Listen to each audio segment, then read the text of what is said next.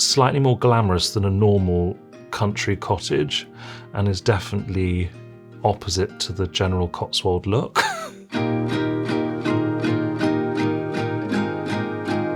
My name is Joshua Hale. I'm an interior designer and artist. We're currently sitting in my cottage, which is part of Ham Court in Bampton. It's owned by Matthew Rice, and it's a beautiful 11th century gatehouse that was once a castle. My cottage isn't quite as fancy, and it's just a little tiny worker's cottage, but it's been fun being able to put my own stamp on it. I took it as an opportunity to no longer live inside a white box. So I wanted every single room to connect with each other, but be an explosion of colour and comfort. I got into decorating when I met Emma Burns, managing director of Sybil Colfax, over a glass of rosé. I had possibly the best job interview I'd ever had, and she took me under her wing. Having a limited budget for this project was a great opportunity for me to be creative. It pushed me to make cost-saving decisions. One example here is that I would love to have Dutch tapestry wallpaper, but that was not in the question, so I painted the trees myself. I only ever sit in this room in the evening, so I had no problem whatsoever with going dark. I chose to paint the walls in a bronze green colour. When I first moved in, there was a vent in this wall. Buying and installing this open fireplace was the most important change I think I've made in this house. The tiles that I designed with Matthew, which we had made in Stoke-on-Trent, and above it are three of my favourite things. They're paper cuttings by Roger Banks Pye. I am obsessed with Menorca. I've been there many times and I absolutely adore the island. The painting behind me is inspired by their fiestas that they have in September time. It's all in the main squares and they have rotting horses and people are mad enough to get up and underneath them. One of my great passions is collecting ceramics or pottery from all over the world. I love the pottery from Sifnos. I love my Sicilian head.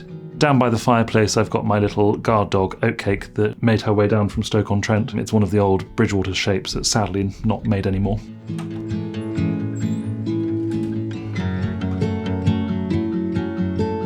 Decorating a client's or my own bedroom, I think, is the hardest room to decorate in your house. It's incredibly personal, so you really have to think about how you use the space. I have stuck to the dark colour scheme. I have painted all of the walls in London clay, which is my favourite Farrenball colour. The main painting above my bed I found in a skip. It's one of my favourite skip finds. The painting behind me was the last painting I did when I was still at university. I based it on my idea of rush hour in Venice, and I think it's so full of colour that it works perfectly on the dark background. This is a good example of high and low spending. This is a good chair that I bought at auction, which is covered in Fortuny, and this is another decent piece of furniture from a very different auction house that was £75. The painting's one of mine. I describe this as a perfect example of post-honeymoon period. My friends and family thought I was absolutely mad when I wallpapered my bathroom, but I think it's actually my favourite splurge of the entire house. It's Leopard Stripe by Sybil Colfax and John Fowler. It gives so much character, it gives so much look, and I think everyone should do it. I love the two lights in here on the walls. They frame what is actually quite a small mirror well. They fill the space and they were a bargain from Jim Lawrence. I would have loved to have put stone in this bathroom, but I couldn't afford it. So instead you have my Italian Palazzo Terrazzo, but it's actually lino that's £19 a square metre. One of the great lessons I learned from Emma Burns was to decorate a bathroom. It shouldn't just be a kind of hotel or clinical space.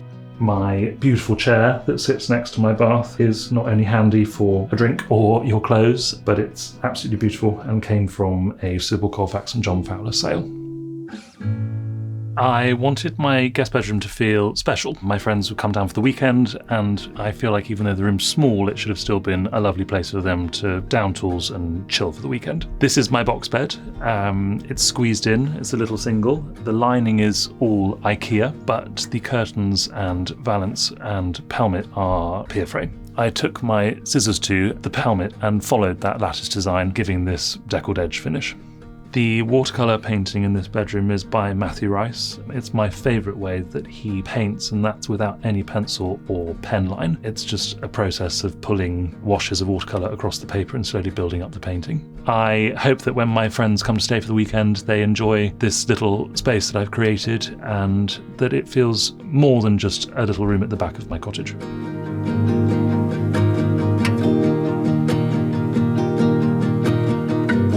I love to cook, and I use this space, I think, most of all in the house.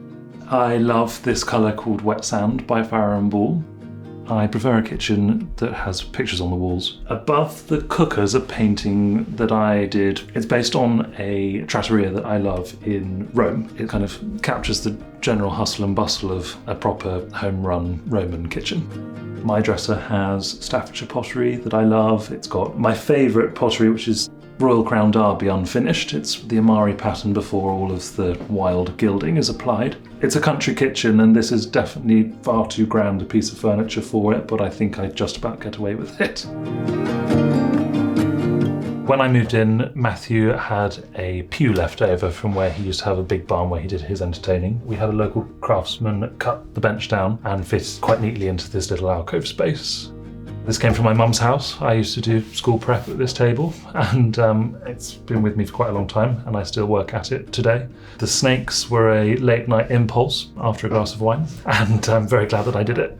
The lobster is one of my favourite purchases. It came from Lisbon, where I was travelling. It's a beautiful pottery shop right in the middle of town. I believe it was cast by about 15 individual pieces by a guy who was now reaching his late 80s. When entertaining, this minibar cum pantry cupboard is my secret weapon. I think everybody needs a place to dump things out of sight, and this doubles up absolutely perfectly, as well as keeping all nice bottles of white wine chilled.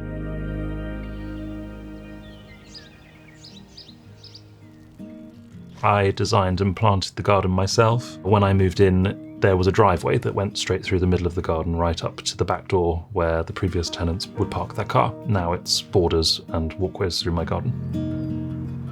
When I come home here after a day of work or from being away, it's nice to walk into a home that feels like home. I know that it's just a rental, but when you walk in, it does feel like me.